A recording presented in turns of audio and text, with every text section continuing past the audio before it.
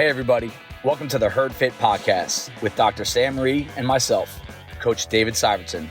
This podcast is aimed at helping anyone and everyone looking to enhance their healthy lifestyle through fitness, nutrition, and most importantly, mindset. All right, welcome back to the Herd Fit Podcast with Dr. Sam Rhee and myself, Coach Dave Syvertsen. Today, we're going to talk about the CrossFit Games 2021 NOBULL CrossFit Games. Coach Sam was there as a spectator. Did anyone expect anything else? And Sam actually did something that a lot of people don't do. He went really early in the week and watched the Masters and Team. I believe this is the first year the Games set up the format in this way, where the Games, the Masters and Teens, the age groups competed before the open division. By open division is like the real CrossFit Games athletes.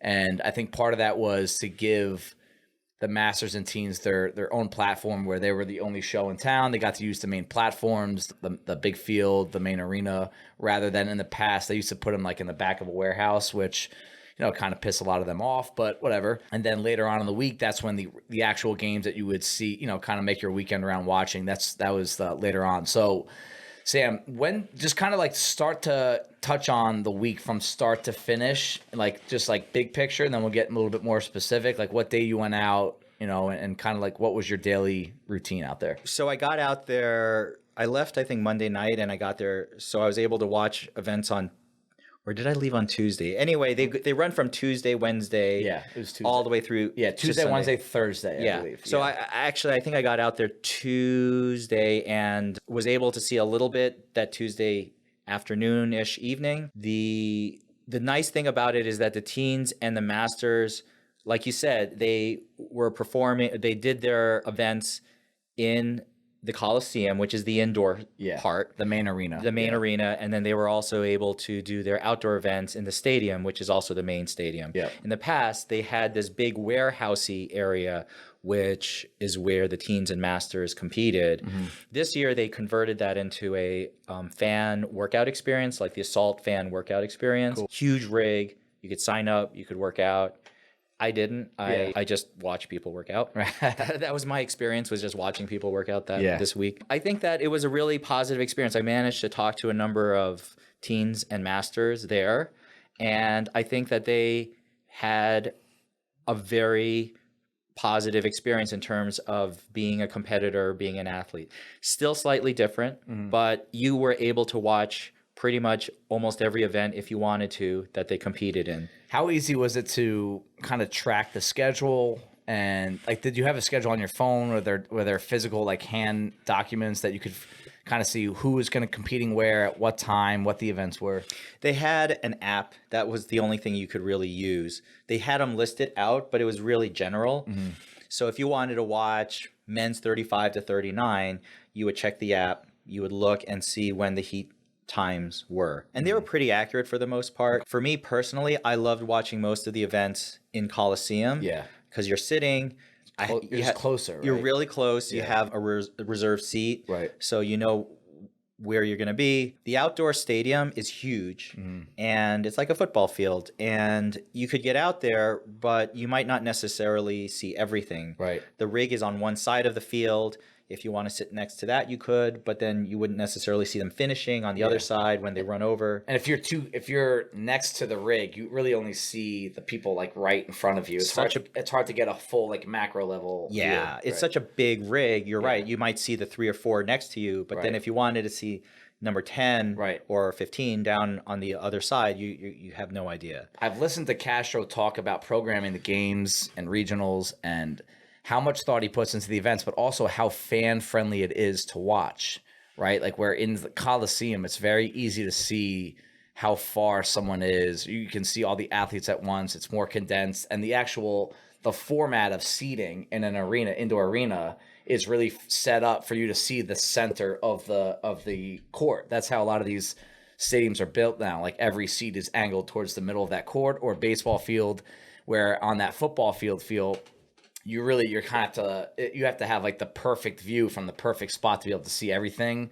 in terms of how far into the workout they are. Because I've been to CrossFit competitions more on a local level, and you have no idea who's winning. you're just watching a bunch of people work out, where in these settings, they put a lot of thought into setting it up to be fan friendly enough that you know exactly who's in first, who's in last, who's in eighth, and then, but you need to be able to see everyone. And I can understand that the arena is probably a little bit more fan friendly from that. Yeah, the Coliseum drama, all the really dramatic finishes, all of the emotional finishes, the back and forth between athletes. You saw that up close and personal in the Coliseum when, you know, for example, the run heavy clean event, like nobody I mean, so the thing is if you don't have money to pay for Coliseum tickets, you will still get a pretty reasonable experience sitting out by the stadium. You can still get pretty close to the athletes you want to get close to on some of the run stuff or some of the other things.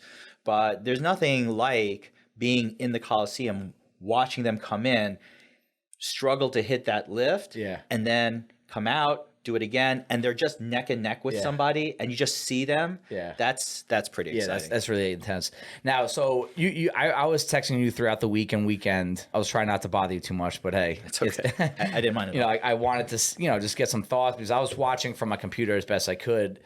And there's certain things you just can't get a feel for, or I missed them because of work. You said something that stood out to me, how, you know, there was such a blend of this had a small comp feel, a small local comp feel, but you also knew you were at the games.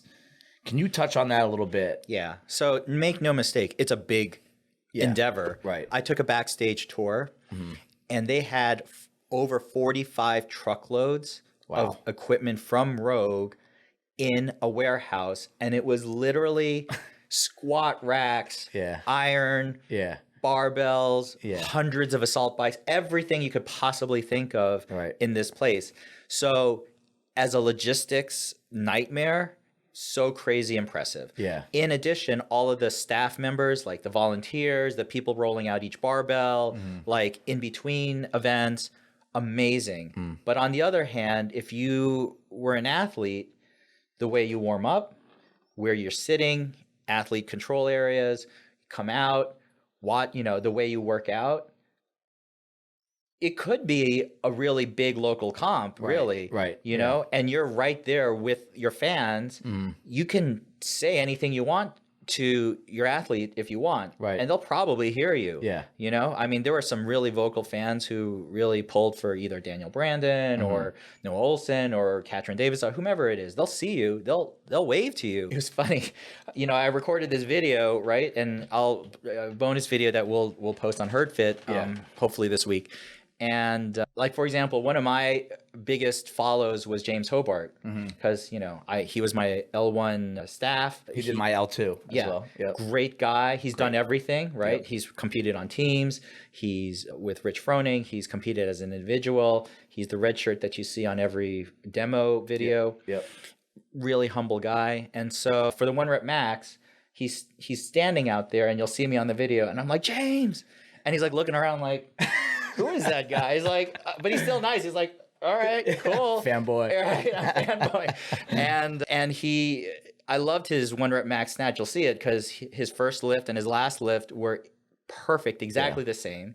I got to talk to his wife, Cassandra. Cool. Which was really cool afterwards. That's really cool. Yeah. So I definitely recommend getting there early. I would say the differences between Teens Masters and the individuals, one is, it's definitely less well attended. Yes, for sure. And there's some things like, you know, do I want to see the 65 plus guys hit, you know, a 1 rep max snatch? No, I don't. I really don't, because it was honestly ugly as hell. But that being said, it's still impressive that they're doing it. For sure. I love the fact that the adaptive athletes were out there.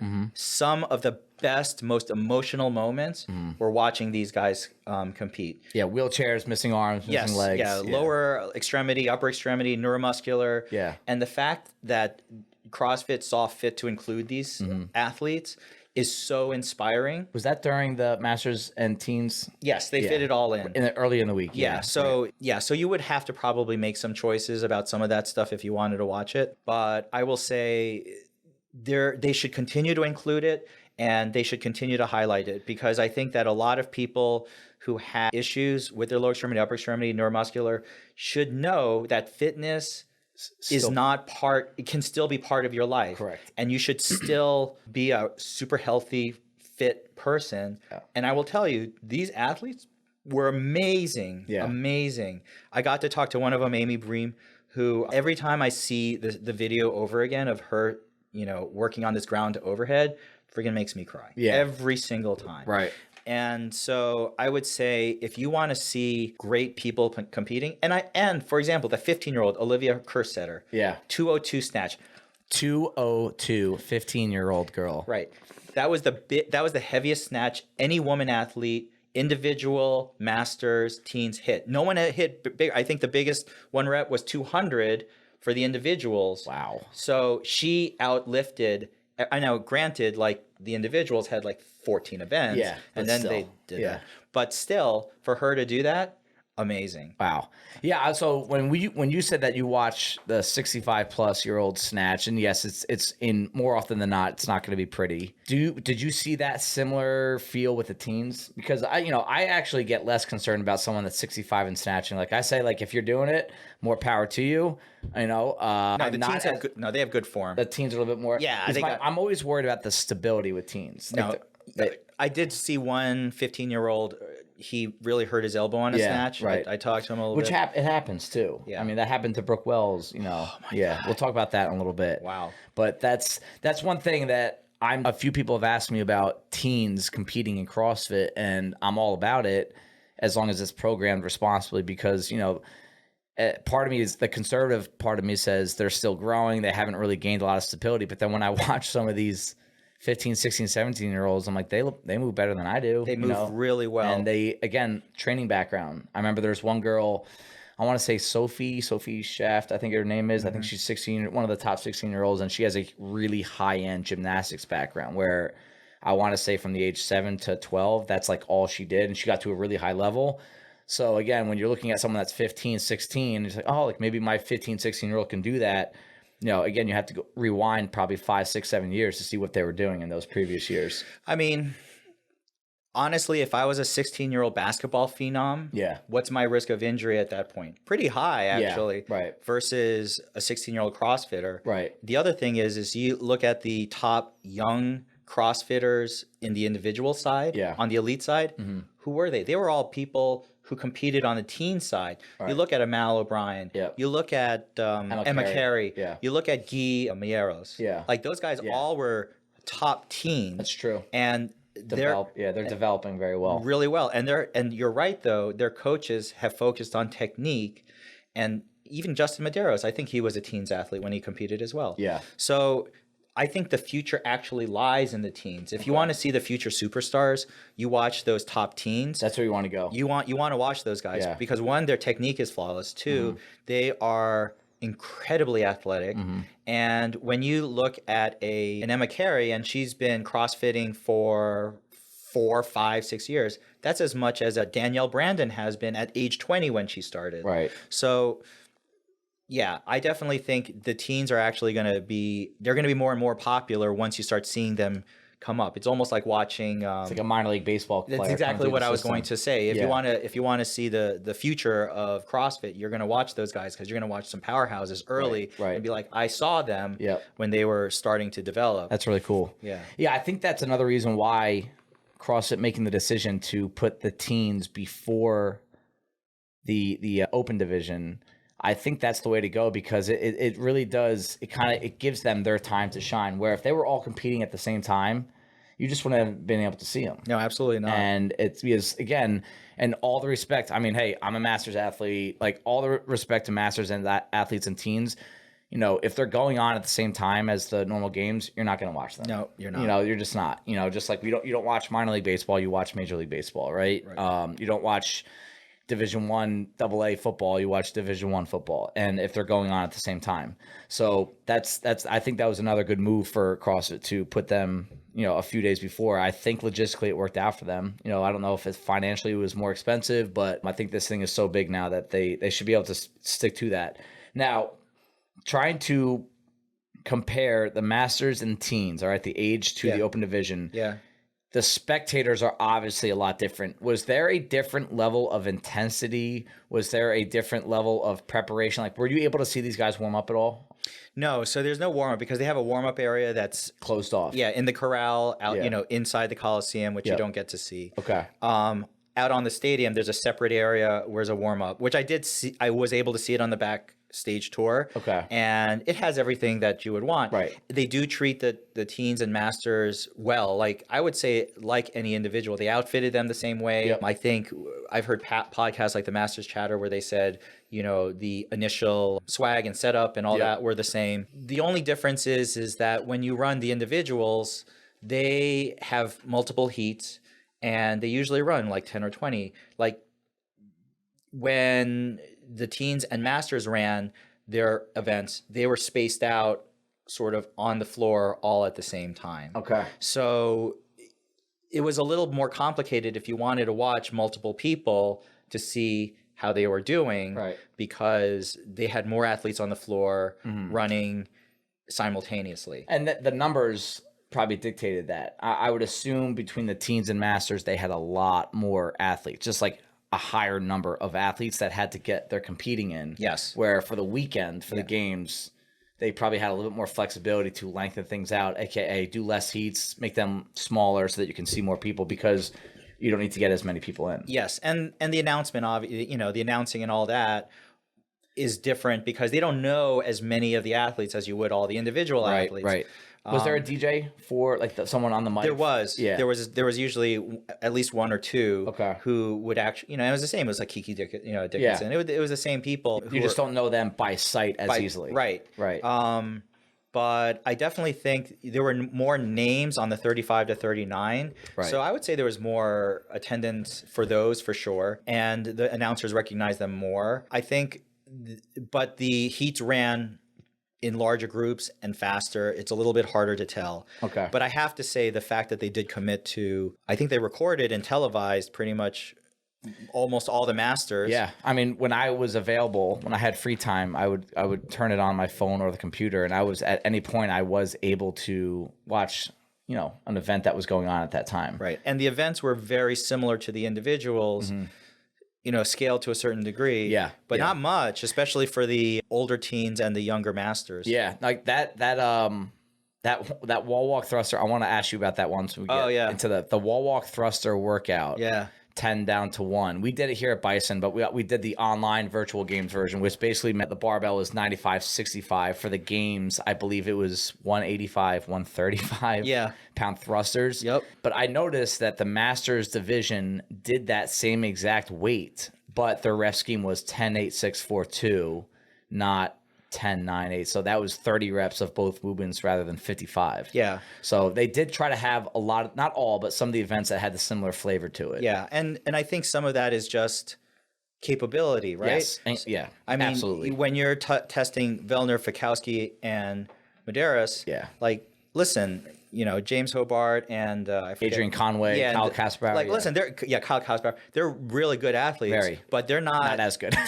No. You have to be honest about that. And again, this is actually a lesson, right? These guys are 35 to 39 games athletes, and if you talk to anyone in the CrossFit space, you know those games athletes are probably a notch below the normal games athletes, but still top one of the top 1% in the world in that age group. And that's an example of chasing after a stimulus, right? Their stimulus in that workout was the same as Medeiros and Fikowski and Vellner. But what they did was they had to, it's a scaled back version, right? So like, do those guys at the games like, oh, I did the scaled back version of that workout? No, you did the workout that achieved the same stimulus. And even on that level, guys, it's the same exact thing. We have a couple workouts this week coming up at Bison that you're going to have to chase after the stimulus, not the RX, not the time, not the score. And especially at that age, those guys, they're just as strong. For sure. You look at their strength numbers, they're right up there. It's just how much volume can you pile on a 38-year-old versus a 20-year-old? Yeah. That's just really the difference. Now, the crowd, right? You're a big Duke basketball fan. Yeah. This past weekend, a Duke basketball player. A big Michigan football fan. Yeah. And you've been to these stadiums and arenas before to watch games, right? Yeah. Obviously, you can't compare 110,000 people watching a football game to the CrossFit Games, but did it have, like, the CrossFit Games, the weekend, did it have a similar feel to that? Like, just like the roaring crowd. Oh, yeah. The energy in the room. Yes, Yeah. absolutely. Yeah. Friggin' amazing. What events created that the most? The 1 rep max snatch, the run clean. I mean, honestly, anything where you had a close finish at the end just friggin' electrified the crowd, especially in the Coliseum. Yeah. I mean, the outside stadium, also really full crowds, a lot of roar. Yeah. But it's just really big. Yeah. You know? It's not as aesthetically loud. Right, exactly. And so there were still, but the close finishes still generated a lot of excitement. Yeah. But the most excitement I ever would be getting with any of the close finishes right at the end of any event inside the Coliseum. Okay. So the run heavy clean event where Medeiros just squeezed out and Vellner and Fikowski Vellner dropped the heavy clean at the end. Yeah, right. Just like seconds. Yeah. Or, obviously the most emotional stuff like Annie hitting her 200-pound snatch. Yeah. Right? Or, any of those events, like the crowd is packed. It's electric.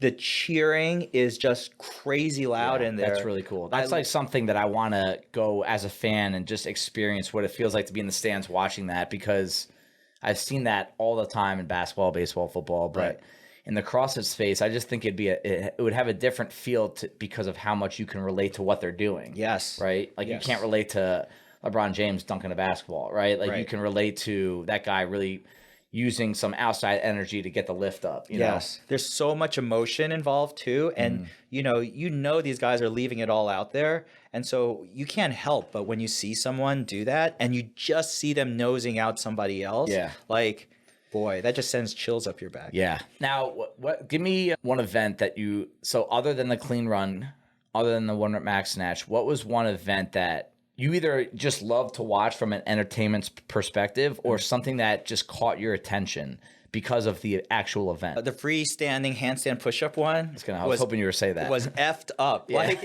that was that was just a crap show. Yeah. Like on so many levels. Yeah. So, this is where. So just so you know, I don't want to get the workout wrong, but the workout had heavy deadlifts that went up in reps. I'm talking, I think for guys, it was 405. Girls, 315. 275.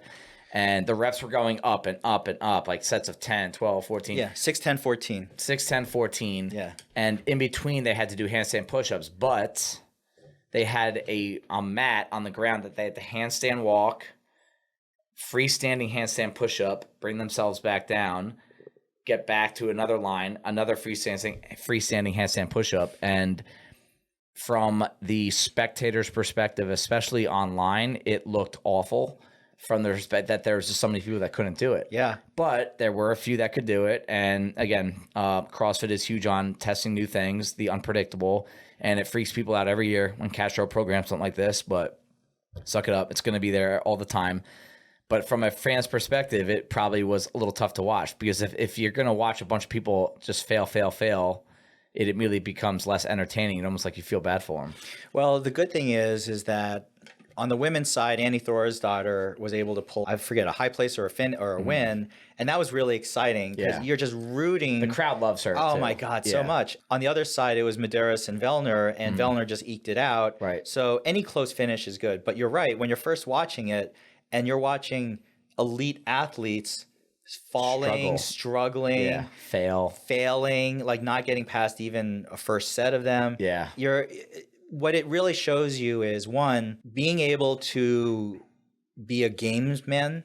Like there's fitness, and then there's figuring out crap on the fly. Yeah. And being able to look at this and say, okay, what is it that I'm supposed to do? Because I remember hearing a podcast or two, like, they explained it and nobody understood what a good rep versus a bad rep was. Right. But then when you see them figuring it out with their judge as you go, and you're like, oh, okay, so if you crash down on your legs, but you keep your arms up, you're good. I mean, your feet up and you're not touching the ground, that's okay. Yeah. And some athletes were able to figure that out and some weren't. And to me, I was like, this is impossible. So you were in the stands, right? Yeah. I actually had a little hard time understanding what the standard was on the wall, and like I was watching the commentators. I think one of them got it wrong. Yeah, it was something about touching your head to the line and going back up and walking to the next line, whatever. And how easy was it for you to understand what the standard was in the stands? Because you don't have an announcer. I had no idea. Okay. Yeah, you're just watching and I'm just watching, and then I'm just like, oh, okay, they advanced that person, but not that one. But not that one. Yeah. And the main thing was being able to rest in the bottom position, with your feet not touching. Right. To me, that's what it seemed like the standard ultimately became. Yeah. And then you could just go up. And there was some confusion with the athletes too. There was a couple. I think Medeiros might have even gotten screwed over with that. What happened with him was, the problem is it's so loud in there, and you can't see your judge, right? You can't. You don't know where the fuck they said good or bad, So you just do it. You go forward, right? And he didn't know that his judge had no repped him on one, so he just kept moving. And so then he thought he was done, but he actually had gotten a no rep on one. But he didn't hear it or see it. He didn't hear it or see it, and so he just got up and started going. He's like, no. And so it was a crap show. Yeah, even on that level, right? On the sport level, on the highest sport level, you see a ton of no reps, right? The judges out there are like, if anyone out here thinks we're strict with stuff, like real judging, like you probably saw no reps every single event multiple times. Tons, and they're really, really good judges. Yes, like these are the like the elite of the elite. You have to pass tests to be a judge at the games. I will tell you, one of the best examples was the snatch. There's a tie break. That you had to do if you did your one rep, right? And then if you failed, like the people who failed would go over to the side and do 3 touch and go snatches for time and then run over the line, right? Right. So Danielle Brandon did hers and she got no rep for one. So it looked like from our perspective, she did 4. Right. Because she got no rep. And then we're like, what the fuck? And so the whole Coliseum was like, boo, boo. And then they showed the replay and they showed Danielle Brandon on her first snatch, like go up but not lock out and come down. Like she was like, is more like, that happens a lot when you're cycling. But like this much. Something that you would always get away with in your gym. Always. All the time. And under that kind of pressure, the judge was like, no rep. And we watched it and we're like, oh, how the hell did that guy see that so quickly? And how did she respond to it? She was good. She was fine. Yeah. I mean, especially after you see the video, it's like, you knew. It's a no rep. Proof is right there. Yeah. So I got to tell you, those judges were amazing. Yeah. Even on that level, I just think, and again, you're trying to go so fast in the sport. Like I do think in the sport, you try to get away with everything you can, not from a cheating perspective, but like, you know, when you're working out here, like you hold the top of thruster, you stop for a second, make sure you did it. Okay, now I bring it back down. There, like you go is no. They're cutting as quick as they can. Yeah, and every now and then if they pick up a no rep on a thruster or something, then they know to do it for a has. Yes. But trust me, if they will all at that level, at those athletes are trying to keep it as fast as possible. Have to. And they will just like especially on elbow lockout movements, I get so subtle so quick. Absolutely. And those athletes, it's totally fine. If you get a no rep, fine. You just keep moving and you just hang it for a millisecond longer, but you don't do it for more than you have to. We've done that before, right? We've talked about what competitors can learn from people in health and health can learn from competitors. I think that something you learn from watching the games is it's okay if you get a no rep. Absolutely. Like it's not an insult. It's not a you're not good. It's not you're not trying hard enough. It's just an unbiased outside voice saying, "Hey, you didn't do what you thought you did. So fix it for the next time." And that's it. There's no personality behind it. There's no agenda. There's no extra thought. It's like you make things as black and white as possible, as objective as possible. You got the rep or you didn't. And on the games, you very rarely will see someone flip out at the games for getting no rep. Never. Because they know they're on that line. Yep. You know? Yeah. And, you know, the great thing about watching these guys is that you can see how competitive they are. So the advantage is you get to see whoever you want to watch. Right. At the beginning, before they start, at the end. Yeah. And I will tell you that these guys are effing competitive. Yeah. Especially the thing I loved watching the most was Vellner Medeiros at the end because they were so close, neck and neck. Yeah. And when Vellner, after one of the events, he knew it was starting to slip away. Mm-hmm. I mean, he's a pretty emotionless guy, but you could just see how much fire he had inside him. Yeah. It was like he was effing pissed. Yeah. Yeah. And it didn't show much, but just that little last moment thing you see, you're like, oh man, this guy wants it so bad. Yeah, I don't think you're ever going to have any success in CrossFit sport if you're not probably over the top competitive. Yeah. I mean that. And these games athletes at that level, they know where the other athletes are. Yeah. Who they have to. Yeah, you see a lot of this like look left and right.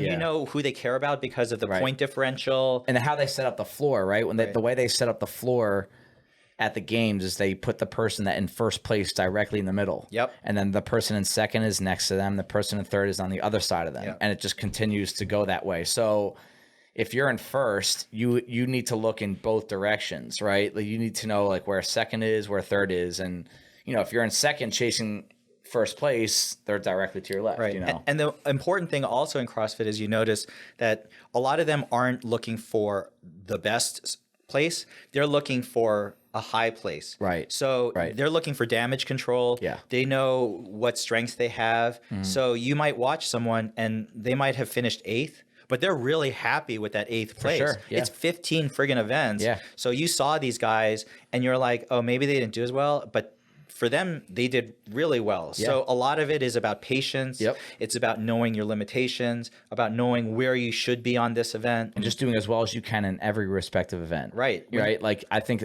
some people that are listening to this that want to compete is you don't need to win anything. No. If you're top 7, top 6, top 5 in everything, depending on how many events there are over the course of your competition, you're going to be in a really good spot. I mean, the variety of events means you can't be, I mean, unless you're Tia Claire Toomey, who literally like won a bazillion events. Everyone else, it was a big range. Yeah. And the other thing is you got to see people's personalities. So you like, there's some people that are always up, and I don't know if they're up because of their endorsements or their fan base. Like Noah Olsen, first, like, you know, he's like in the 25th or 30th place. Yeah. You know, coming out in the first heat, not in the last heat. Yeah. He's still like happy, smiling, pointing to the crowd. Right. Yeah. Katrin David's daughter, you know, these athletes. And then which is good because actually, honestly, the fans have their favorites and they will always be cheering. They respond to that. Yeah, they do. But then you see a Haley Adams, and I got to tell you, I watched her on that clean ladder. Yeah. She got buried, right? She couldn't even finish the first barbell. The first barbell. And she's standing there and everybody is cheering her. She doesn't have any expression on her face.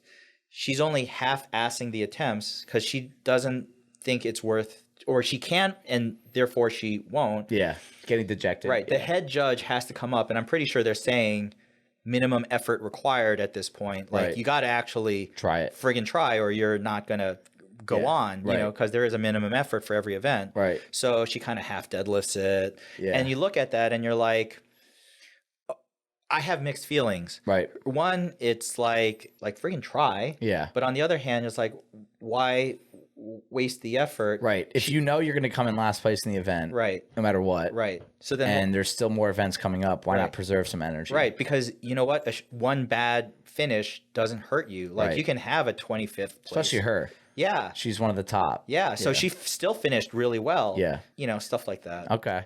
Yeah. So when you see them post, what I always like to watch at a competition, and I've never been to the games. That's on the bucket list of maybe when Brock's old enough to go and watch. And I want to watch them immediately after the workout. Yeah. And because I'm so used to watching people here do this, and I'm trying to get better at this, is almost dramatize your workout, the end of your workout too much.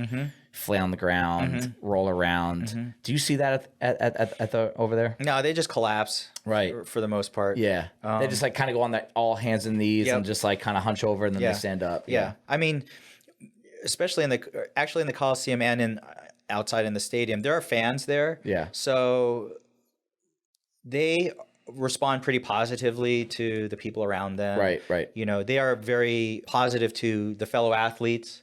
You know, for the most part, they're very congratulatory. They're very supportive. You know, I think they're professionals. Yeah. And they have a professional attitude. Right. And that's what you see. Right. Like, that's what they do. Yeah. And I think we could take something away from it is when you finish a workout, like, yes, collapse. Yes, like lay there like a lump. But also know, it's not the end of the world and you're going to. You're going to bounce back. Yeah. And when you can. One of the things I love about watching high level CrossFit competition is how much they will try to help each other out once they're done. Like Tia's huge on that. I mean, she's almost always first. Yep. She gets her sip of water and then she goes and cheers everyone else on. Yeah. I love that. I mean, I saw one nice thing she did, especially at the end. Danielle Brandon had been isolated from everyone the whole time. Right. After the last event. She was exposed to a bunch of people that had COVID. So they basically made her wear a mask before and after the workouts. And they ostracized her from basically warm-ups, lodging, all that. I mean, it's almost too much. Like they had a separate barbell for her. Yeah. And I was like, really? Yeah, they had like a medical staff like assigned to her the entire time. Right. Yeah. And I know she chafed at a bunch of those things. Yeah. And I don't blame her. Some of, for the 550-yard sprint, like they were going to make her run it by themselves. Yeah. Until they found some volunteers to run with her. She did amazing. Yeah. Tia told her, come on over, and had her come over with the group. Yeah. Because at that point, who cares over? if she has Yeah. COVID? It doesn't really matter. They're all done. Yeah. So she was very gracious in trying to get her to be part of it. Right. It was tough. Yeah. It was tough. Now, you were there for so long, and I know we have probably a little video that we'll probably show at some point. Yeah. No, was it pretty easy to, run into your CrossFit celebrities and have a conversation with them? So honestly, getting there early helped me a lot. Yeah. Because when there weren't a lot of people around, Right. Matt Frazier was still around. Yep. Eric Rosa was still around. Yep. Some of the media people like the Buttery Brothers and those guys are around. When Friday, Saturday, Sunday hits, too many people. It's a friggin' madhouse in there. Right. I was not able to talk to any of the individual CrossFit athletes. Okay. Was that more because like they're so regimented by the time their competing comes around, like you don't want to get in their way, or you just didn't have access? You can't see them. There's no access. They're in a whole separate area, which I did see on the backstage tour. It essentially looks like a big, how you have a local, this is what makes me think of a local comp. Yeah. You have a local comp, then you have the area where all the athletes are, and all their crap is laying around, and they're all like lying around and rolling out and eating raisins, right, and doing stuff, right? Yeah. Like that backstage area just looked like a big local comp backstage area, just nicer and bigger with more crap, right, and more TVs and all sorts of crap in there. So they would just basically shuttle them in and out of that area. So you didn't have access to any of that, right? So you couldn't see them. Okay. The only time I got a hold of one of the women individual athletes was Ariel Lowen, just because she happened to be with her big cheering group support, like her family and whatnot, out on the main walkway at the end after everything was done. Okay, cool. And I was able to get her. Cool. The masters and teens are just all over the place. Right. So you can talk to anyone you want. They're all over. That's cool. The media people and the big people, it's like I said, if you're there Tuesday, Wednesday, Thursday, they're around. You can get in front of them. You might. It helps. So on the stadium, there's one end which has a little pavilion like stand. Okay. And the half of it is called the Madison Club. So this is all about paying more. So if you pay more, you get to sit in this stand area. Yeah. It's covered. It has like a bar and crap like that. Cool. Sort of like a club section. Yeah. And then, but the other half of it is reserved for CrossFit HQ or like home office elite people. Okay. So that's where I actually caught Matt Frazier. He was sitting in that area, and I just kind of leaned over and like talked to him. Yeah. Eric Rosa. Yeah. They had some others there. So, and they were actually pretty fan friendly. Okay. So if you go and talk to them, they're really happy to talk to you. Okay. The athletes, they're so dialed in, and they're in their own. You don't want to like bother them either. You would never. Well, even if you wanted to, you wouldn't want to. Yeah. Right. Yeah. So. Cool. So lastly, is this something that you could see? I mean, you were out there solo, right? Yeah. Is this something that would be fun to do with like a bigger group, or is it like more like a smaller, like when I said bigger group, like do you get 50 people from a gym like Bison goes and we have a big party out there, and or is it something that you think would be a little bit better if it was like a group of like 5 to 10 people that are, really into the actual games, Both would actually be pretty good. Yeah. I think the cost of it is one. Right. Like a hotel is not cheap out there for that whole time. Yep. But if you did bring everyone out there, it'd be nice. Madison's a great town. Right. They're going to have it there next year. And then after that, who knows after that? Right. The contract's up. They were speculating it might be. I have a prediction. What are you going to say? Well, so the backstage tour person said it might be either Texas, Ohio where Rogue is. Oh, it makes sense. Okay. Texas. I was going to say Vegas. Oh, that would be, I have a feeling. that would be a great place. The only thing at the outdoor events Hot. are, oh my God, even in Wisconsin, it was awful. Yeah. I'm not sure how it would play. They've dealt, honestly, though, I think they'd rather deal with hot than potential rain. You know, like I think they want dry. I think that's their main thing. And they've dealt with hot several times. The whole lake thing, it would also be an issue. Yeah. Because they always have water events. That's true. I don't know what's out there in terms of man-made. I mean, I'm sure there's something within driving distance that's man-made that has, you know, a water source for swimming. But yeah, I think they also predicted in 5 to 10 years it'll be out. There'll be some in Europe. Okay. Yeah. That makes sense. Yeah. That makes sense. That's, I think their long-term goal is they'll hold the CrossFit Games out in Europe. Cool. I think if I were to go again, I would go. The campgrounds were really cool. Yeah. I think a lot of the media bring an RV out there. Yeah, a lot of media people, a lot of people. It might be fun to just rent an RV, go out, come back. I think there are a variety of different ways you could make it a really amazing experience. Yeah. I think everyone should watch a high-level person in person. Yeah. Whether you'll pick up more subtle things. It could be a semifinal. It could be a Granite Games. It could be a MAC. Yeah. But when you watch, it's, you know, there's just stuff that they do before, during, after that you're just like, you know, this is sort of what I would want to do. The pinnacle is. Yeah. And and you definitely get way more motivation. Yeah. Like, you go there and you just watch these guys and you just, like I said, it sends chills down your spine. You see them, you know, gritting it out, you know, doing what you do, but just on an elite level. Right. And then doing it event after event after event. It's one of the most overlooked things that we look at from someone that competes over the course of a weekend. And the games is like the extreme with 14 or 15 events. Yeah. You know, that's one thing that I love it when someone says like, yo, I came in and did this workout that did the games. And like, I would have been like 15th place. I'm like, that was our 9th event of the weekend. Like the games is a true battle of attrition, you know, how well you can bounce back. And I think that's something I talk to a lot of people that are wanting to compete in the sport is, you know, doing a WOD hard today, doing a WOD hard tomorrow, doing a WOD hard the next day. That's, you know, you're about 20 to 30% of where you need to be in terms of your ability to bounce back. You know, it takes a long time to be able to be at full strength on a Sunday, you know. As a spectator, it's a young sport. Yeah. I would say in 5 to 10 years, it's going to be even huger. Yeah. I don't know if that's a word. Well, it is. Huge. It's our podcast. We have our own vocabulary. And so if you're a spectator and you really want to enjoy it, it did feel small in a lot of ways. Yeah. And you know, I was right next to Dave Castro, who was watching one of the events, and you know, not that you'd want to freaking bug Dave Castro. No, not there. Or no, but like, it's just kind of cool to be in that environment. Oh, yeah. To watch these guys. Yeah. Cool. A lot of fun. All right. Awesome. Thanks, Sam. Thank you, everybody, for taking the time out of your day to listen to the Herd Fit podcast. Be on the lookout for next week's episode.